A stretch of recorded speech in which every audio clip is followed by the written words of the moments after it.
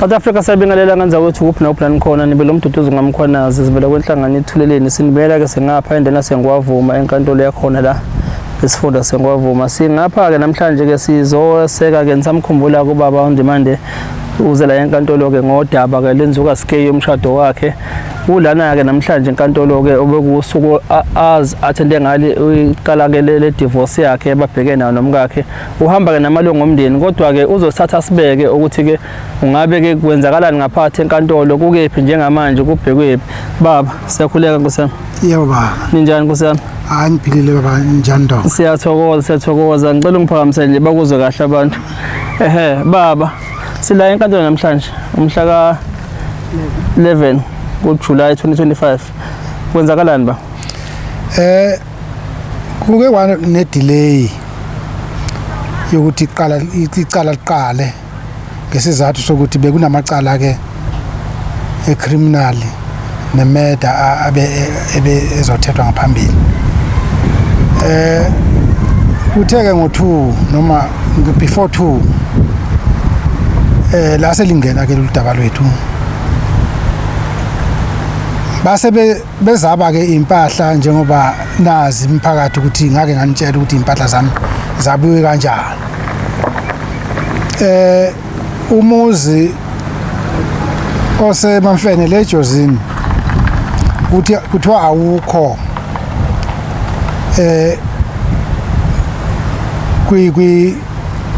awufoli ngaphansi komshado kuthiwa uGanaganda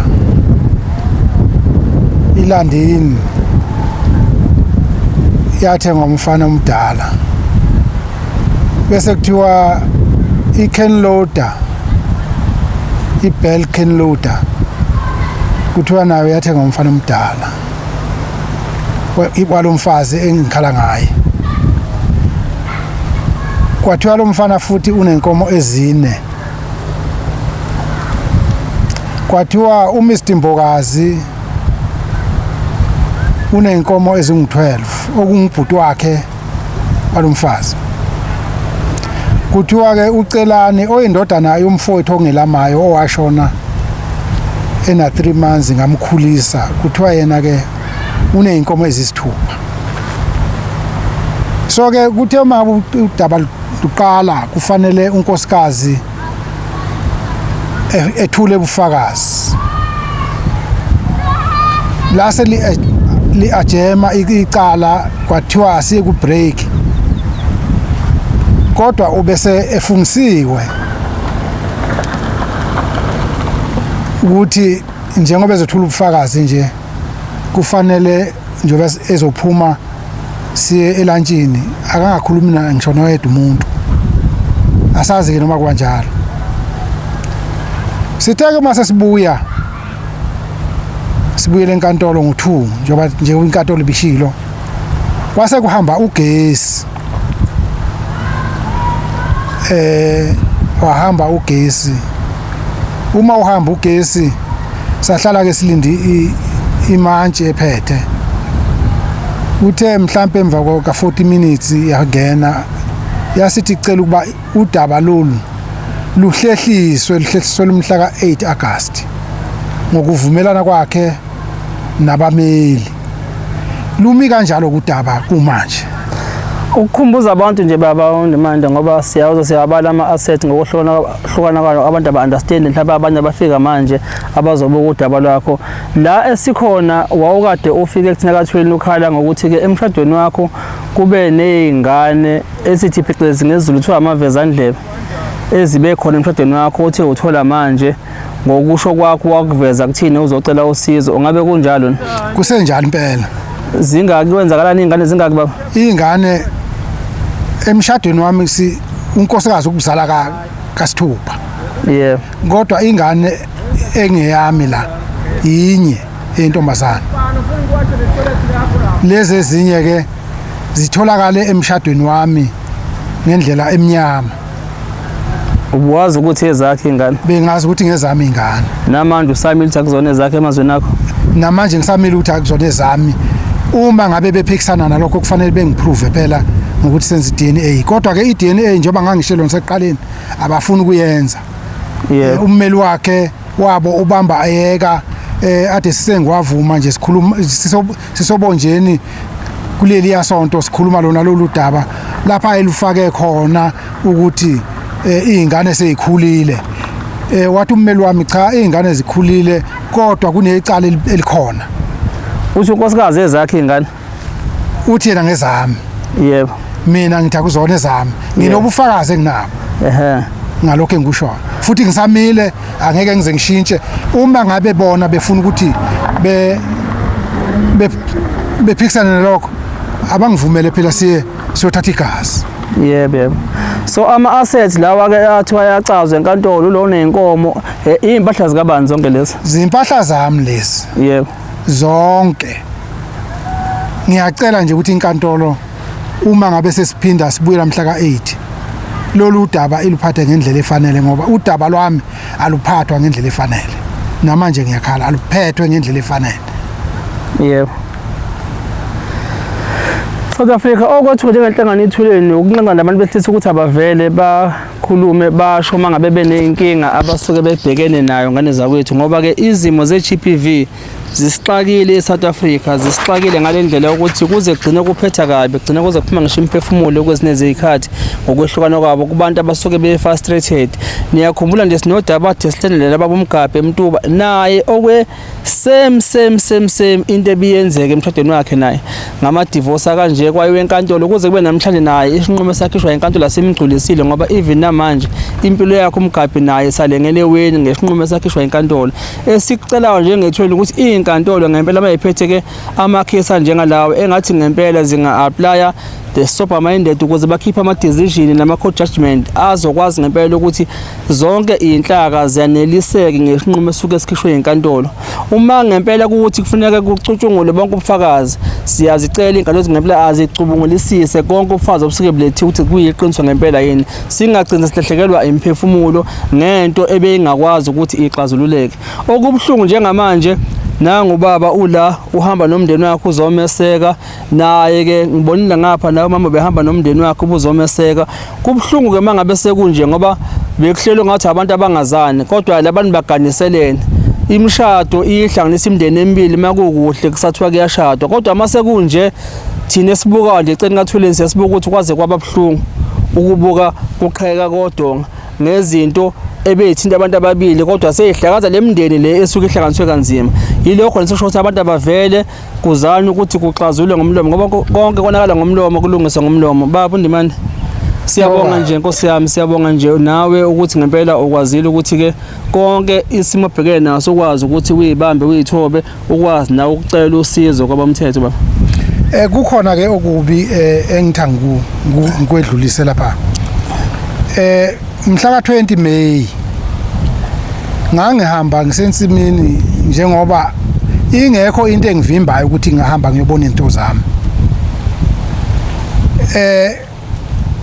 ngithe uma ngifika lapha ngadlula emaphoyiseni qala ngawabikela ukuthi ngiya lapha ya ngiyobheka ukuthi izinto zami ziyasebenza noma ayisebenzi ngoba kwakune protection order engangenzele lezi ingane mhla ka7 obonjeni nalapho khona kwakunenkinga uthulani efuna ukungishaya khona uthulani ke ungezinye zalezi ingane ezala lomfazi lo ke okuthiwa unathi nababezana ngamagama wafika kimi wangitshela ukuthi uzongibulala wathi uzongibulala sagijima ke silandelana sibheke police station eJozini lapha afika khona wathi ngimkhombe ngesibhamu ngathi mina angimkhombanga ngesibhamu mina uba ngimkhombe ngesibhamu ngaba akekho la kwasekuthiwa ke isibhamu sama sithathwe ngabuza ukuthi sithathelwani na kwathiwa isona esisusa umsindo cha isibhamu sisusa ngomsindo lo bavawulethe inangizana i-protection order basebenzisa impahla ngithe zingasebenzi ngakho ke kwalokho nje ukuthi ethi uzongibulala kungokunye okufanele ukuthi inkantolo sikubheke namanje ke angizange ngenze lutho isibhamu ngangisiphethe ngabuyela ngahamba ngaya ngaku report emaphoyiseni eJozini salukhuluma ke lelo daba no nephoyisa elaliphethe elisekela imphathi stage eJozini elungumama kwaze kwashaya 7 ebusuku ngamshiya mina ngoba ngithe ayikho into engizoyikhuluma nalabantu so ke sabuya futhi sahlangana khona eJozini ummeli wami ummeli wakhe naye lapha ethi angixolise khona ngithi mina ngeke ngikwazi ukuxolisa ngingaxolisela ukuthi ungizalele izingane ngaphandle komshado nalapho futhi ngamkhuza ngathi mina ngicela ukuthi ungitshelele izingane zakho zingadlaleli kimi kodwa ke ziyaqhubeka ke ziyakwenza lokho ukudlalela kimi angazi ke ukuthi isiphetho sakhona siyoba yini kodwa ke nje ngiyacela ukuthi lo mama akabe umama ohlakaniphile ekwazi ukuvikela izingane zakhe efane nenkukhu uma ngabe kuqhamuka ukhozi uyibona inkukhu iyaluza ivikela amachwane ayo yena uvele ethathe izingane zakhe ayinikele nje kubantu so lokho kuyingozi kakhulu ke isibhamu sagcine besithathile epolice station bagcine sibele ngakwena cha isibhamu asithathwanga yebo nami futhi kangivalelwanga ngoba kwakuthiwa angivalelwe yebo ngoba ngabuza imibuzo wase ngiphendula umuntu owayiphethe emela amaphoyisa lapho ukuthi cha isibhamu angeke sisithathe futhi asenza ngalutho njengoba usho ukuthi wena ukuba ngabe isibhamu busikhiphile lo ngaba ke khola yebo wangivumela ke naye benisebenza nomama nobabili noma uyodwa besebenza umuntu angasebenzi yimina obesebenza usebenza ke phela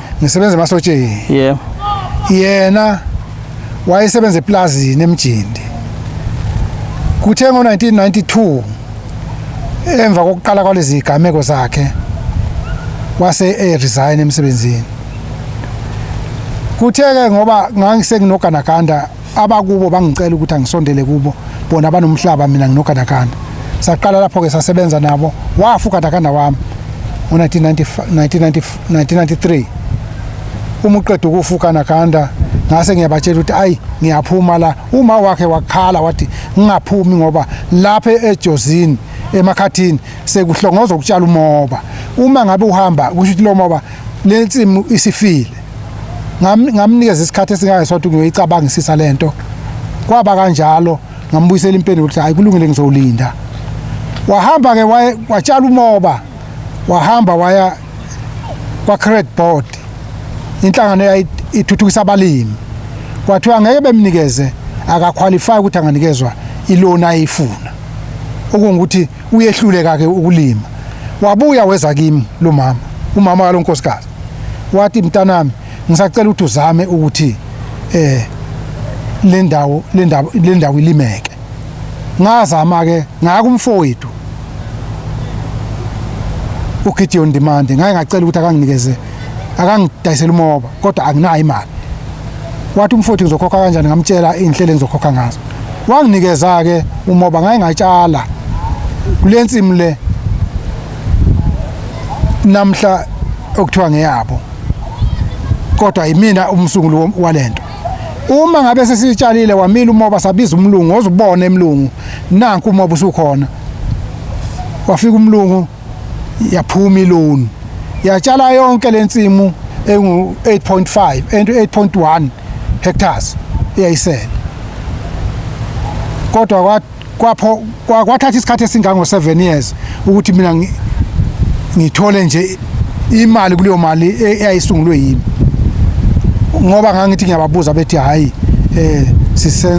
sisakhokha isikweleti banginikeza ke insimu ihlathi elali dryland elu 4.5 hectares kwathiwa angililungise ngalicaba ngasuka lapho ke ngalifaka amanzi lalinginamanzi ngalitshala ngabuyela futhi ngilitshalile kubo ukuthi lokho eninginikeza khona kwenele baphinda banginikeza u5 hectares kwenye ingxenye iyayinehlathi phambili ngayitshala lensimu le 5 hectares kwathi 2 hectares wanikeza indodakazi yakhe endala eyayigane kwaMthembu empangeni ngambuza ukuthi umnikeza ngasiphi isizathu ngoba imini umuntu osebenzile la wathi uzoba nomsindo uma ngabe ngamnikezi.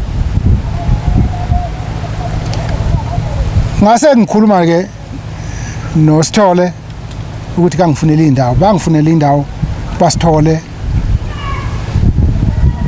eGugulesizwe ngayitshala u10 hectares. Wangifunela indawo kamama uNothulisa wakwaphakathi ewu14 hectares ngayitshala.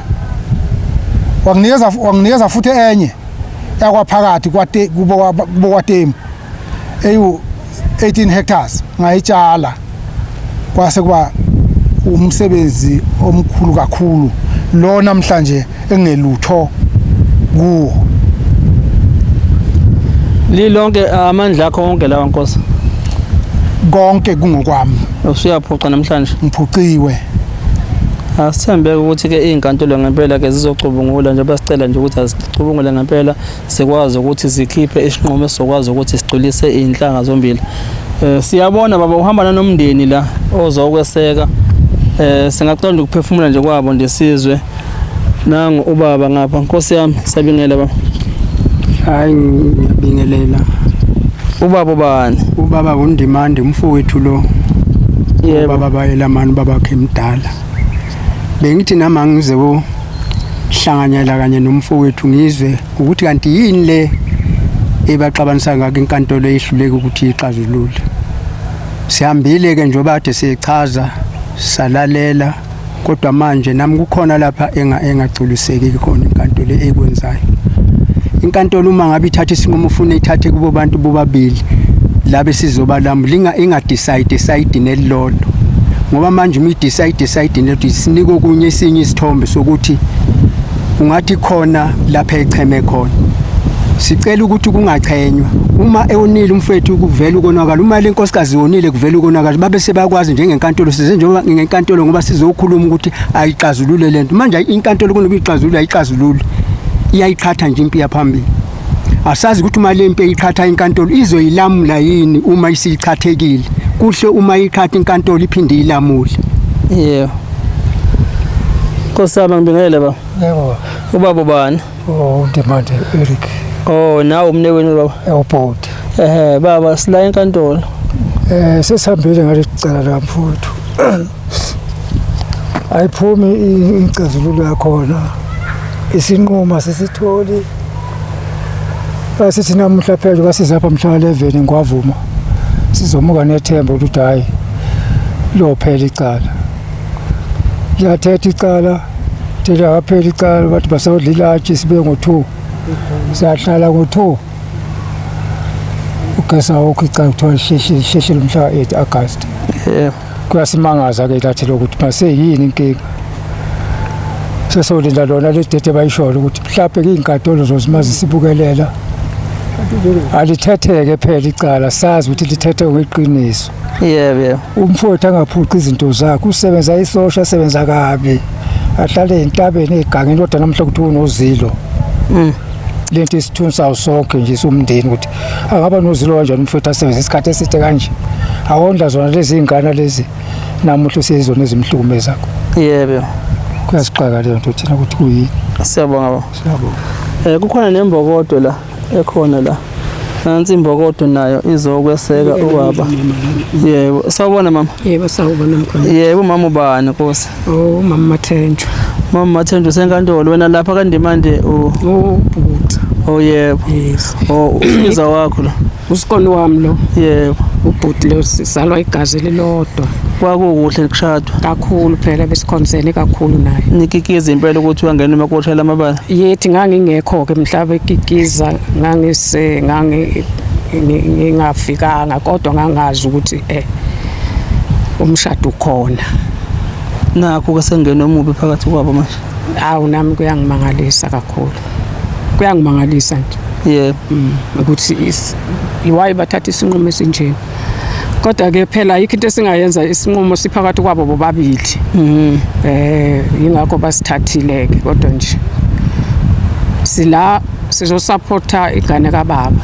Yebo. Asizile ngokuningi. sizosaphutha nje ingane kababa kuphela ngoba ubaba akekho phela mhlawumbe ngabe uyoza la. Yeah. Yes. Yebo sabonga ma. Oh madoda. Yebo sanibona. Yebo mambani.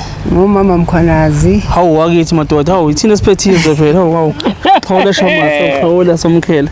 Khawula viyani. Ubhuti lo uNdimani. Yebo. Ngimazi asemncane ngimdala kunaye mina. Yebo. Wafunda esikoleni, waqeda isikole, wahamba waya join ebusosheni. Wasebenza ebusosheni basaze waphuma impesheni manje. Uma aphuma impesheni manje waganwa konje angakaphuma impesheni waganwa untombazana kwaMbokazi. Yeah. Wayithola isebenze emjini. Yeah. Okukhulu kunakho konke nje kungijabisayo ukuthi uma sekuthiwa akanalutho. Kungiqeda amandla umuntu ngimazi ukuthi wasebenza iminyaka eyu40 asebenza emasosheni. Yeah. Futhi okunye kube kungidabukise kakhulu kumntaka baba basigazi sizala babo yedwa besidla ndawonye. Umfowethu uhamba ngeenyawo bona bagijima ngeemoto. Umfowethu lala ngadlile bona balala badlile. Umfowethu siyamzama lokho sikuthola nathi njengodadewabo simphosele ukuze athole ukudla kuyisiswini. Mina inkantolo into engicela kakhulu ngicela inkantolo ukuthi iyenze ubulungiswa. Yeah. Ukuze siyazi ukuthi inkantolo inawo amaqiniso. Yeah. Kungabi khona lapha inkantolo efavor khona kube lapha khona engafavor khona. Yeah. Esikucela kakhulu nje lokho ukuthi inkantolo ngempela inkantolo yala eNgwavuma nasobonjeni ayenzi ubulungiswa. Babe namaqiniso abameli bethu nemantshi zethu. Yebo. Ngiyabonga kakhulu. Siyabonga. Cha, South Africa ngempela inkantolo siyacela ngempela ake amakhesa njengalawa zwabhekisise ngane zakwethu nami njengothuleleni la ngimkhona nginazi izikhalo enginazo ngenkantolo ngenqumo ezithathayo ukuze kuvike nokuchitheka kwegazi sikubonayo kulamakhesi eGBV. Bomakoti sondelani bomakoti. Sondelani. Sanibona mama. Yebo njani? Njani mama? Ngiyaphila. Umama ubani? Ngumama uNdimande ngwakwaMantenge sibongo sokuzalwa. Ugana kaNdimande? Ngane kwaNdimande. Usisweni lo. Usiswethu lo Mambokazi. Ebengigane naye kaNdimande. Gane naye nje kukuhle impela umuzi omkhulu. Yebo. Sesiyajabha nje namhlanje mase sihambe inkantolo ukuthi kade konakelephi kodwa sila sizosaphutha ubhuti mina ubhuti wasemzini lo. Sizoza ukuthi inkantolo izothini kodwa kusiphatha ungiphatha kabi leli cala selithatha isikhathi ngoba lafa ngonyaka odlule umakoti wacela idivorce kuze kube manje seliqeda unyaka ukuthi kungani enkantolo mina nginesikhalo salokho so bengizothi nje inkantolo impela ayizama ukwenza okuhle kuleli cala ngoba ubhuti uyasokola ngapha umakoti yena uright so mina lokho akungiphathi kahle yebo mfethu sawonga sondela nawe sikhona makoti Banibuka. Sondela makoti sawubona. Yebo baba. Njani mama? Siyaphila. Nawo makoti kaNdimande. Ngumangubani. Yebo. Ukana umfowabo Gideon njengoba ethi uhlala kaMfowabo. Yebo ma. Uhlala lapha kaMangubani. Udadewenu ehlangene ngaye la. Yebo udadewethu lona esihlangene ngaye lana. Baza kabuhlungu nizizwa kanjani? Kubuhlungu kakhulu. Kubuhlungu kakhulu nakuba ke kuyinto ephakathi kwabo bobabili. Yebo. Thina ngayisithinti kodwa nje ngoba ke nguye udade ke ofake idivorce. Yebo. NgoJune onyaka ophelile. Yebo. Kubuhlungu ke ukuthi uyifakile kodwa manje idivorce lutho kayiqhubeki. Ukuze phela akuqalile kwazi ukuphetha kahle. Yebo. Hayi siyabonga mama. Siyabonga. Siyabonga. Mama. Sondela mama sondela. Sondela sawubona mama. Yebo. Mana kahle musubheka leni. Mani ubheki. Yebo, umbani Nkosi? Ngumama uNdimande uMagumede. Mnakwethu lo besigane indoda eyodwa. Yebo. Madoda. Na umuzi uhlakazeka nithini manje ngodadewenu anikwazi ukukhuluma naye ukuthi hayibo buya sashada kahle kulo muzi nasesibongo bekukuhle kwenzakalani manje usuphuma eceleni asikwazi ngisho ukukhuluma naye njengendlela nathi asimangaze ngayo. Yebo. Into ayenzile ayisethusile singomakoti. Ukuthi kungani enza into ebuhlungu kangaka. Yebo. Eshadile umakoti kwaNdimande bese phenduka aphendukela umyeni wakhe. Yebo. Hayi sithukile kakhulu. Yebo. Yebo. No siyabonga ma. South Africa ke niyaluzwa kusizi ke elibhekene baba uNdimande ke nomndeni wakhe uzomeseka uzomsupporta lenkantolo. Sisasho nje njengenhlangano ethuleni ukuthi siyacela ukuthi ke uma kukhona amathuba ukuthi mhlawumbe bangakwazi ukubuyisana siyacela babuyisane. Baba uNdimande elokuvala nje lakho Nkosi yami lingathini nakubantu South Africa abakhombisa ukukusupporta kulobo umzimo obhekene nabo. Ngithi kangibonge kwalenkosi.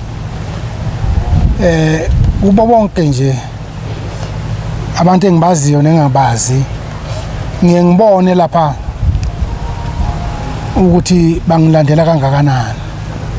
Nesonto eliphelile noma kuleli yasonto bebe 260k ama viewers. So ngiyabona ukuthi nami kangenze kahle ngoba abantu abaningi sebethembe mina kulolu daba. Uba ngibafundise isifundo ukuthi ikakhulu abantu abangamadoda ukuthi bangayithathela umthetho ngezandla zabo. Abalindele inkantolo ukuthi ithi. Ngikhuluma nje sekunabantu abane ngahlangabezana nabo engeke ngibadalule amagama abo. Nabo abanenkinga efana nale. Ngibasizile ke ngabatshela ukuthi cha lokho kwabo kuncane kakhulu. Ababekezele nje baye enkantolo, omunye ngamthatha ngamse enkantolo wayebhalisa icala. Icala li-onje enkantolo nje omunye wabo. Ngakho ke madoda asibe ngamadoda aqotho. Singabulala abasifazane. Yebo. Ilokho nje engwedlulisayo ngiyazi mina ngeke kusangisiza kangakanani. Kodwa amadoda lawa analezi inkinga ukusengalungiseka kuzo. Usengalungiseka inkinga ababhekene nazo. Abaye enkantolo bayolithola usizo kuleyo nkantolo emisele ngokubasiza. Ngiyabonga ilokho nje ngicelayo akukho kunye ndo. Siyabonga.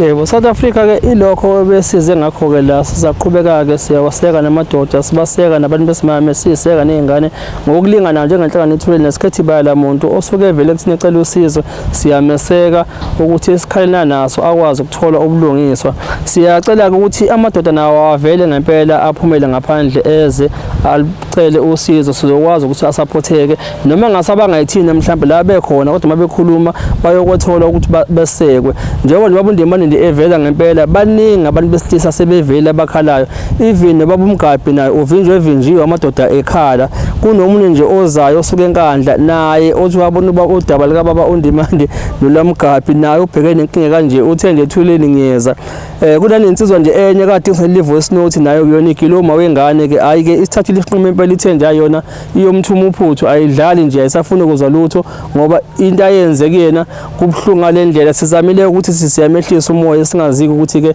uyogcina umoya wehlile ngoba simazi umuntu mangabe send voice note lithi niya engage angabe sa responda asazi namhlanje lokho usakwenza noma mhlawumbe kuwegcina ukuthi mhlawumbe ukuthi wayekhulunyiswa mhlawumbe ubhlungu benhliziyo kodwa ke izinto njengalezo asigqugquzeli siyazikhuza nokuthi phansi konke konala ngomlomo kalungiseka ngomlomo uma ngabe ubhekene nesimo esinjengalesi khuluma uzokuthola ukwesekwa nokuthi ukwazi ingqondo ukuthi icabange kangcono ukuthi lento liqhuzulile impilo isangaqhubeka usuke ingamile yilokho nekanza ukuthi siyazibongela njengenhlangano ethweleni sithi nje nisale kahle emakhaya siyabonga.